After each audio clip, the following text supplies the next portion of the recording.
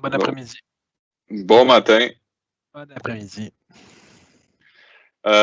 Aujourd'hui, gros sujet de l'heure. Ça va la fureur? Mais là, tu parlais de Price is Right, là, c'est rendu la fureur. Aujourd'hui, gros sujet sur les ransomware. Donc, on va vous donner des trucs quoi faire si vous êtes breaché. Avant, j'aimerais juste ça mentionner. La nouvelle version de Firefox, là, 76, qui vient de sortir, qui inclut maintenant l'intégration des login leaks. Il y en arrive à chaque semaine, voire chaque jour. Là, j'ai vu un autre, c'est un site pour adultes. Là, il y a database password qui a été leaké. Là, c'est des millions de mots de passe, mais pas juste des mots de passe, c'est des identifications des clients, des informations personnelles. Est-ce que vous avez payé? C'est quoi les numéros de paiement, les chats que vous envoyez à ces plateformes-là. Donc là, on parle de sites pour adultes. C'est d'informations qui peuvent être un peu que vous voulez pas avoir sur les internets. Là, vous voulez généralement pas avoir vos username password sur Internet, mais en plus, si on donne comme ça là, ce que vous envoyez sur ces sites-là, en tout cas. Juste pour dire c'est ça, de faire attention à ça. Puis Firefox inclut maintenant l'avertissement. Donc, quand vous allez sur des sites, si la base de données de ces sites-là a été breachée, ben, il va vous avertir. Donc, voilà une autre raison de mettre à jour vos browsers, vos navigateurs web. Aujourd'hui, Ali on va vous parler finalement des ransomware. Là. On en a parlé plusieurs fois, mais aujourd'hui, on va vous donner des trucs comment se protéger, oui, mais surtout si ça vous arrive, qu'est-ce que je fais? Il y en a eu, il y a un gros ransomware, je me souviens pas de l'équipe là, il y a quelques semaines là, qui a mis fin à ses opérations, qui a rendu public tous les clés finalement, parce que dans la manière ça fonctionne, c'est que ça encrypte votre disque dur avec une clé qui est impossible à déchiffrer. Donc, il a rendu public ces clés-là pour permettre à des outils comme Kaspersky, entre autres, là, d'intégrer ça à leurs outils de décryptage. Donc, voilà, je vais laisser Ali se lancer là-dessus. Ouais. Ransomware, c'est gros, ça fait peur, ça crypte d'habitude des fichiers pendant votre disque dur au complet. Là. Si jamais ça arrive à votre entreprise, là, la première affaire à faire, c'est de s'assurer que vous avez des backups hors ligne. Puis si vous avez des backups qui sont sur un disque, débranchez le disque, débranchez le serveur, coupez-le du réseau. Ça, c'est la première affaire à faire. C'est de s'assurer que vos backups sont sécuritaires. Deuxième affaire à faire, c'est de identifier la source. Trouver de quelle machine le ransomware est. S'il est juste sur une machine, tant mieux. S'il est sur plusieurs machines, il faut trouver sur quelle machine ça a commencé. Vous pouvez utiliser si vous avez un packet sniffer comme Wireshark ou encore Microsoft Network Analyzer, c'est des outils gratuits. Là. Vous branchez ça, vous pouvez l'installer, puis vous allez voir le trafic de sa part de où, ça va de où à où. Là. Ça va déjà être un bon point, un bon point de départ pour trouver la source. Parce que l'idée, c'est d'isoler les machines qui sont infectées des machines qui sont bonnes. Fait que les machines infectées, une fois qu'ils sont là, sont isolées, on les isole, on les débranche du réseau physiquement. Si ce sont des machines virtuelles, désactiver l'interface réseau ou dans VMware ou dans Hyper-V, là, décocher la boîte connectée au réseau pour les isoler. Une fois que ces machines-là sont là, si c'est des machines physiques, collecter le plus de logs possible. Il existe des sites comme nomoreransom.org, il y a plein de sites qui ont hacké des Command and Control Center de ransomware pour retrouver les clés de décryption. Fait que les chances sont minces, mais il existe pareil des chances là, que la clé de décryption soit connue, puis vous pouvez tenter de décrypter vos fichiers. Une fois qu'ils sont décryptés, si vous appelez décrypter, faites une copie hors site sur un média offline, genre une clé USB ou quoi que ce soit. Faites une copie offline de vos fichiers, puis wipez la machine. Donc, essayez pas de récupérer quoi que ce soit là-dessus. Là. Formatez-moi tout ça. Il n'y a rien à faire avec ça. Même si vous passez un outil pour nettoyer, c'est préférable de juste formater la machine. Si vous ne pouvez pas récupérer vos fichiers, ben, tough luck. Garder la machine pareille autant que possible. Ça peut être pratique si on veut aller chercher des logs ou aller chercher des traces pour la sécurité. Ça peut être pratique. Une fois que ça s'est fait, je vais juste reculer.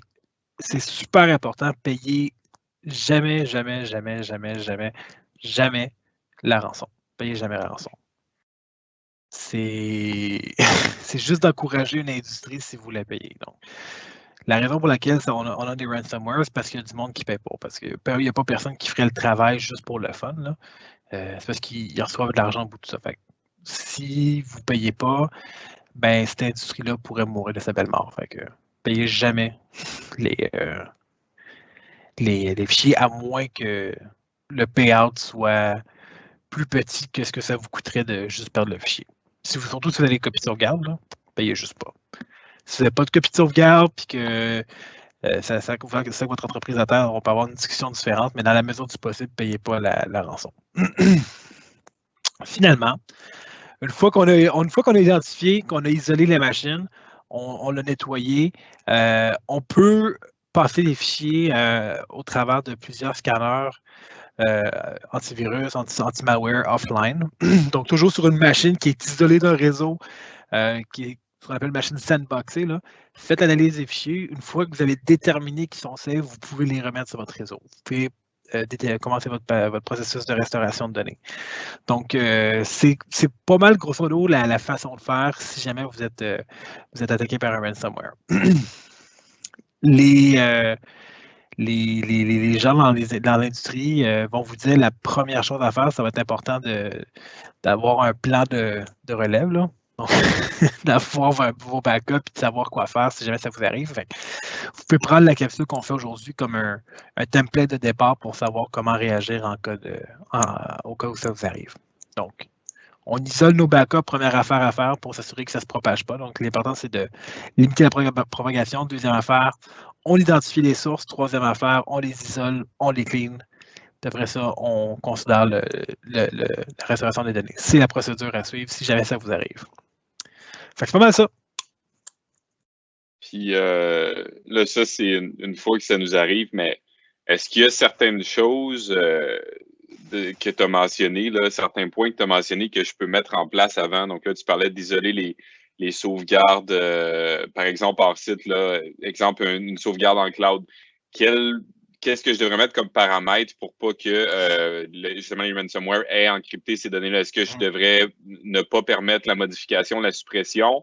Ça, c'est une chose. Est-ce que, par exemple, je sais que chez nos clients, on essaie de centraliser les logs, par exemple, dans des plateformes qui sont faites pour ça.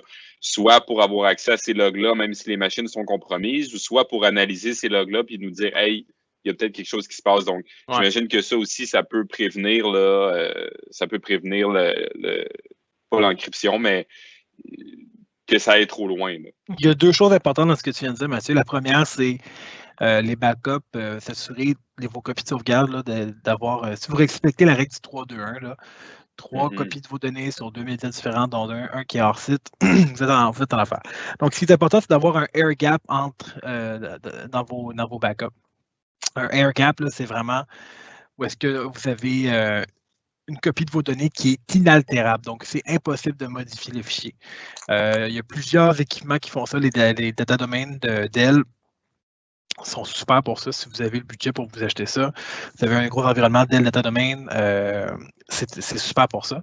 Autrement, si vous allez dans des backups en ligne comme Backblaze ou S3, assurez-vous de ne pas pouvoir modifier les fichiers. Donc, vos fichiers de backup, on ne les modifie pas, on fait juste créer de nouveaux fichiers, tout simplement.